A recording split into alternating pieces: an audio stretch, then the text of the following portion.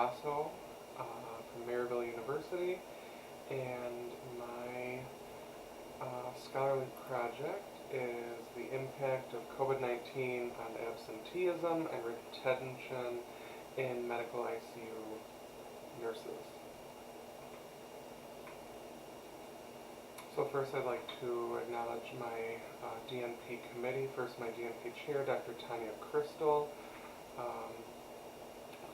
who has supported me through this program and this project.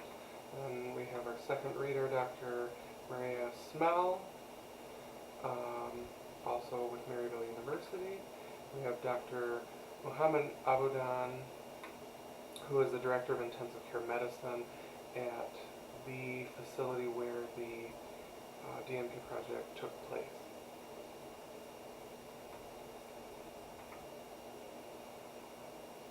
Severe acute respiratory syndrome coronavirus 2 is the causative pathogen, the causative coronavirus, which leads to COVID-19, also known as coronavirus disease 2019.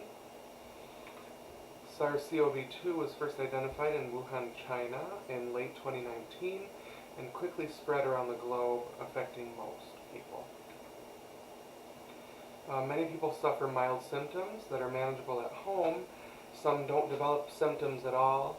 However, some patients, those that I saw in the intensive care unit, especially those with pre-existing medical comorbidities, progress to acute respiratory distress syndrome, ARDS, and often leads to death.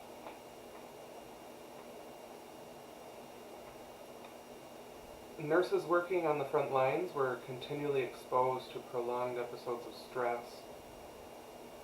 Patient suffering and death was witnessed on a daily basis, leading to significant distress and a disruption in the emotional well-being of those nurses caring for patients with COVID-19. The negative effect on emotional well-being has been linked to increases in absenteeism and decreases in rate of retention. This in turn affects productivity and ultimately patient outcomes. Peer support has been shown to be more effective than individual therapy overall. And the goal of this DNP project was to assess if weekly peer support group sessions can positively impact absenteeism and retention, which we'll get into a little bit later, but those acted as indirect indicators for emotional well-being. So what's the purpose? The purpose of this DNP project was to examine the effects that caring for patients with COVID-19 has on absenteeism and rate of retention in a medical ICU.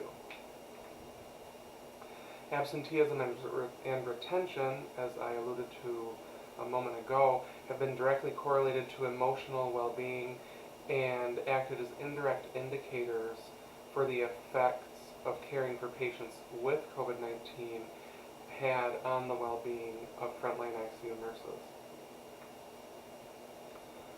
So, does offering weekly online peer support help?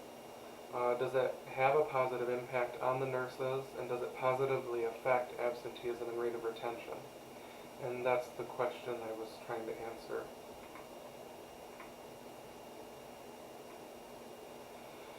This DNP project was conducted in an 18-bed medical ICU, which was converted into a COVID ICU in a community medical center in the mid-eastern United States.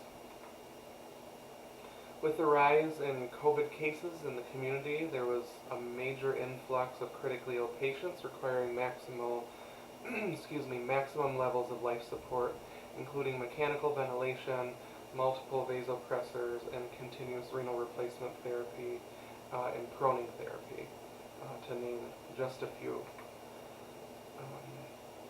There was a noticeable objective increase in absenteeism and decrease in rate of retention among nursing staff in the ICU, and this was noted through just speaking with them and working alongside them.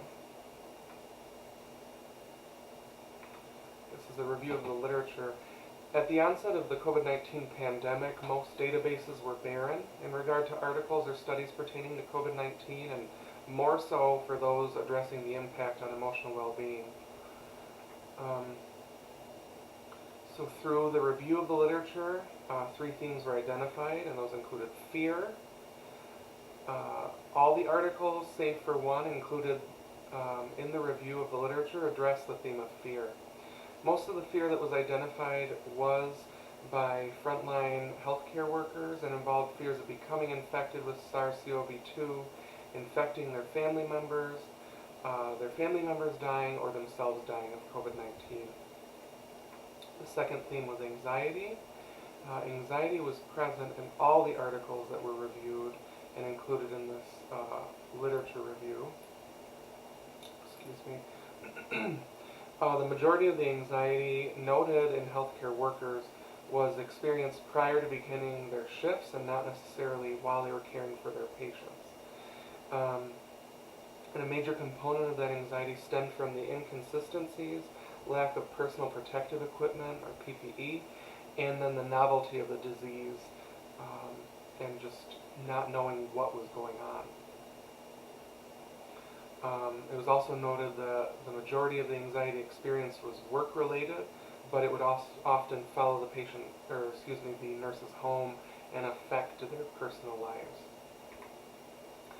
The third theme that was identified was depression, and it was present in only 70% of the articles included in this literature review, and the authors consistently found increases in depression among nurses who were surveyed since the beginning of the COVID-19 pandemic. And overall, there was a good quality of data, but it could have been better quality. But again, as I said in the first bullet there was not a lot of data to choose from. So the theoretical framework that I chose to guide this project was Orm's self-care deficit theory of nursing. And it was the one that was most congruent with the aims and ideas of this project. So some basic principles of Orm's theory include a definition of nursing, why and when do individuals require nursing care, and do needs vary from person to person, and the reason why nurses do what they do. And then the theory explains that individuals maintain their health and life through caring for themselves. And when there is a deficit in that self-care, they become dependent. And when they become more dependent, they require nursing care and interventions from nurses. So nursing care comes into this by having the skills and knowledge to support the patient's self-care until they are able to fulfill that by themselves. So instead of treating the patient, we're supporting the patient. According to Orm's self-care deficit theory, we support the patient through our nursing interventions so that they may heal themselves and take over their own care. One big thing that sort of stuck out to me about this theory and how it tied into my project was that many nurses neglect their own needs over the needs of others, and more specifically their patients. So this is a very interesting concept because the nurses are providing care to their patients, and they are also in the same moment experiencing a self-care deficit themselves. So they worsen their self-care deficit by not prioritizing their own self-care. When nurses don't make their own needs a priority, they can develop a self-care deficit requiring support. So if they can't perform their jobs and their job duties to care for patients, who's going to care for those patients when the nurses cannot? This is the methodology. The project was a comparative quantitative research design utilizing pre- and post-intervention data to examine absenteeism and leave of absence requests, and if the retention rate in the unit improved as a result of the inclusion of offering a weekly peer support group. Archival employee data was utilized, and it was from full-time or part-time registered nurses working in the medical ICU from 2019 to 2021. And what was examined were the weekly number of absences, the weekly leave of absence requests, and the yearly rate of retention. And changes between the 3 years and the 3 variables were identified. And this is the continued methodology. Statistical analysis was focused on the weekly number of absences, given that that was the largest, that set provided the largest amount of data. And the focus of the statistical analysis was to assess if there was any statistically significant difference between 2019, 2020, and 2021. The non-parametric ANOVA Kruskal-Wallis test was utilized for statistical analysis of the weekly number of absences to determine significance. And descriptive methods were utilized to convey the outcomes derived from all data, focusing on leave of absence requests and retention rates. And the Kruskal-Wallis test was chosen because it was a non-parametric ANOVA, and that was determined after the data was found to violate normality.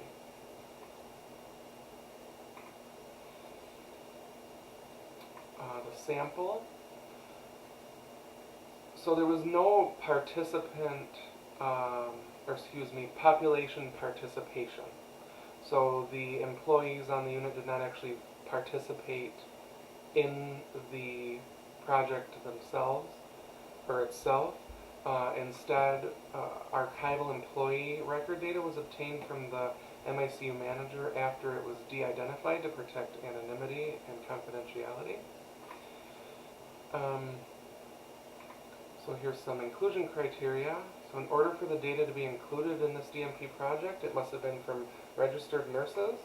They have to have been full-time or part-time status employees in the medical ICU.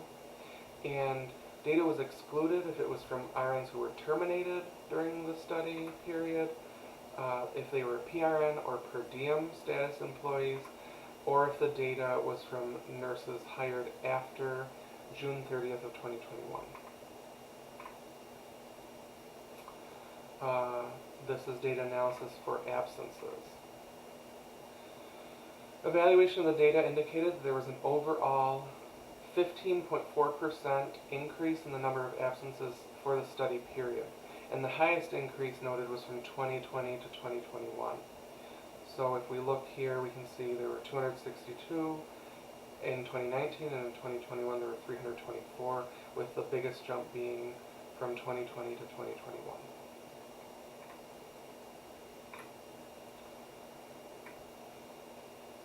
So, as I discussed earlier in the methodology, the Kruskal-Wallis test was utilized to perform statistical analysis, and there's the data points with a p-value of 0.16, which unfortunately indicated that there was no statistically significant difference between the weekly number of absences in 2019, 2020, and 2021. And when I first got this answer, as the statistician said, I was a little bit disappointed, but just as he said, this is an answer. And I'll discuss that later in this presentation as to, despite this lack of significance, there was still much gained.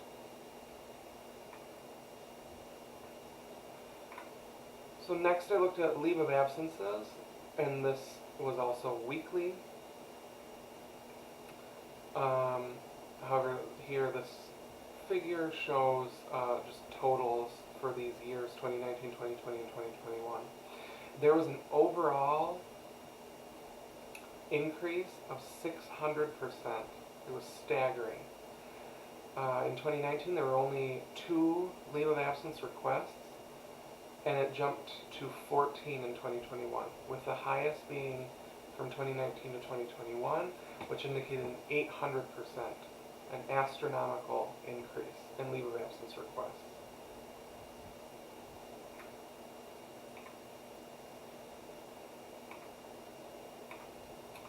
And finally was the yearly rate of retention. Retention dropped from 100% to 88% from 2019 to 2021. And the overall change in retention from 2019 to 2021 was a 12% decrease. And this is not as staggering as the other numbers. However, when we go from 100% down to 82 to 88, it's still a staggering number.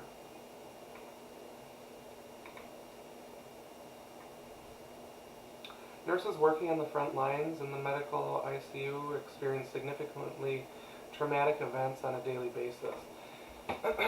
These ranged from watching patients in their 20s dying, seeing 5 patients die in one shift, and patients dying alone without their family members. Nurses would do their best to hold patients' hands while they were dying so that they would not die alone.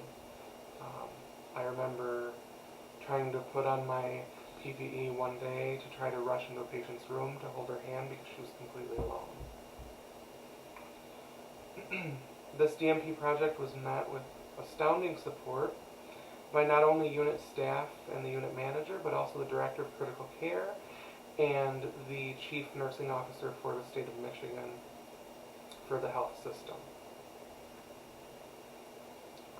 Through conversations with MICU nurses, many felt disillusionment and betrayal by the organization, mainly due to lack of communication, rapid policy and procedure changes, and lack of pay increases. A few nurses also reported their distrust in the organization after vaccination mandation, leading to some of them leaving for other employment. However, this was less common than other reasons. The stark effects that were noted in this DMP project were likely multifactorial in nature. The episodes of high stress without respite experienced by the nurses in conjunction with the disillusionment that they felt in the organization likely contributed to the effects on absenteeism and retention as indirect indicators for emotional well-being. There were some limitations. So despite the unending support by the MICU nurses and management and even regional executive management, attendance was the main barrier to the DMP project. Another prominent limitation was the narrowness of the sample data, which was limited to registered nurses working in the medical ICU. And this narrowness could have affected the outcomes of the DMP project by limiting the diversity of the sample population. Although the results of the DMP project were pertinent and relatable given the current climate in healthcare, there was a lack of generalizability of the results to other hospitals and constraints on the generalizability of the results due to the focused nature of the sampling and consistent to one unit and one center. Oops, sorry about that. And conclusions about results based on age, gender, race, or ethnicity were unable to be drawn due to the lack of demographic data collected.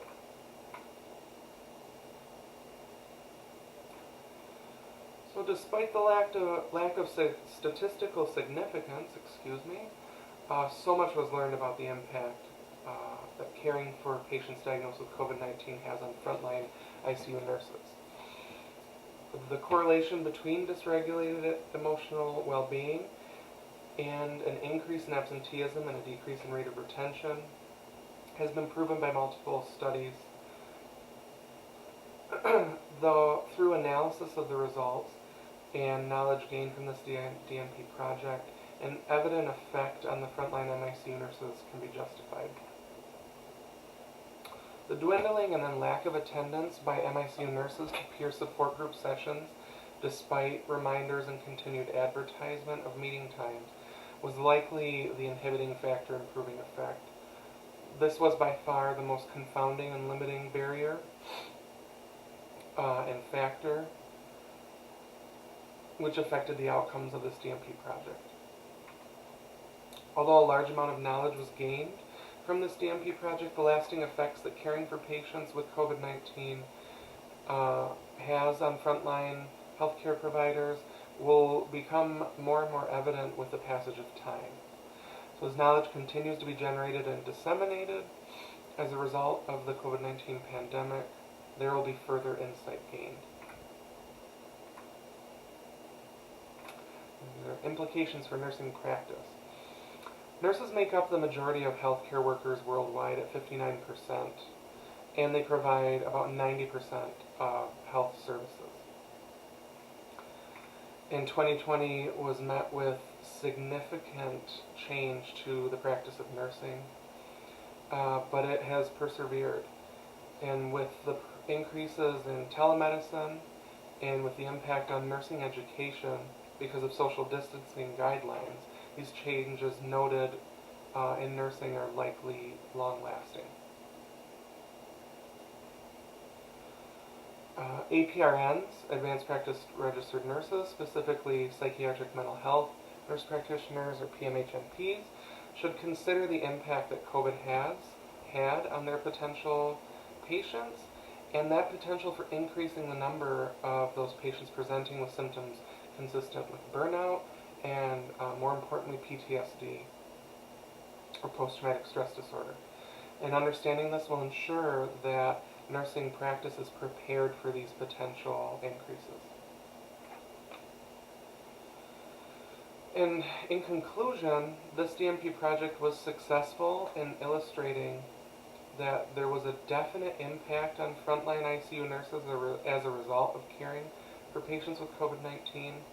The impact on absenteeism and retention were astounding. And despite the failure to show effect with statistical analysis, the knowledge gained as a result of this DMP project has provided insight into the gaps that are present in support for frontline nurses. Some changes to the methodology of this DMP project include expanding the sample to include all healthcare workers in the unit and not just nurses, so including resident physicians, nurse aides, housekeepers, just expanding that. Finding more ways to encourage attendance is another change. Attendance to the peer support groups, and then ultimately expanding the sample to other ICUs within the healthcare system. And I chose the ICU and I chose to maintain it within that unit because in the ICU we saw the sickest patients, and that was the unit that I felt was most likely affected emotionally because of seeing so much death and suffering.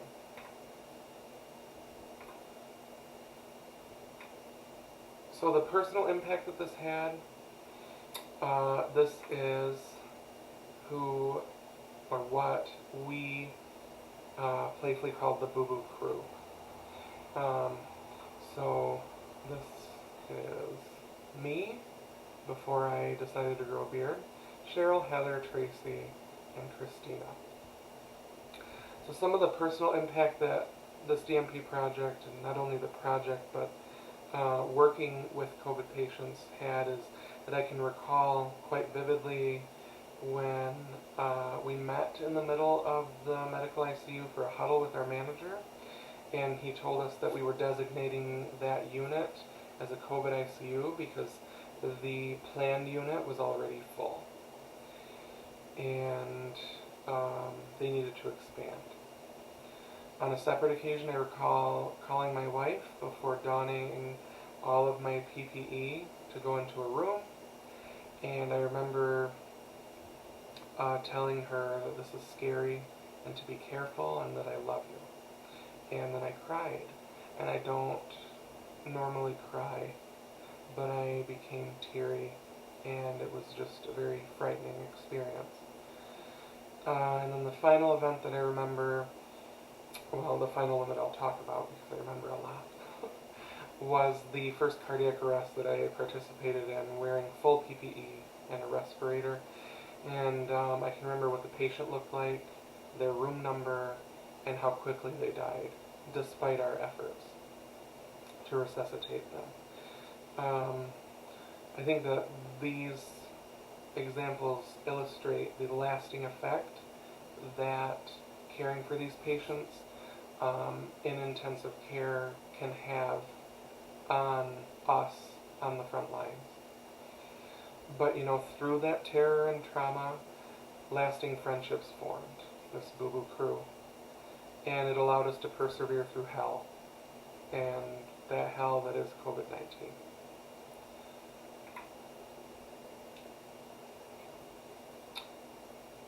And here are some pictures that I thought I would go through. I know I'm already over time, but I thought that I would share these. It's another photo of us. We took the photo because we all got pulled out of the COVID ICU to staff another unit, so that was a little bit of a reprieve. We were happy, and we even got shirts that said Boo Boo Crew. This was anesthesia getting ready to go into a room to intubate a patient. This was us, I think it was Christmas Eve or Christmas Day. This was me wearing full PPE, respirator here, face shield, double gloved, boots. And then here are three of us wearing cappers, which were continuous airway pressure, or continuous airway particulate pressure, something or other. And then these were signs that I made that we would put on patients' doors, and it said extubated on 4/16/2020 after 5 days on the ventilator. Unfortunately, I did not make many of those signs, as most of our patients that were intubated and ended up on a ventilator died. But we persevered, and we continue to persevere.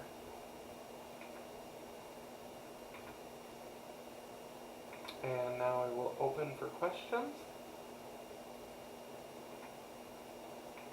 And here are references that you can review at your leisure. And I thank you very much for your time and attention, and for considering the importance of my project. Thank you very much. Have a good night.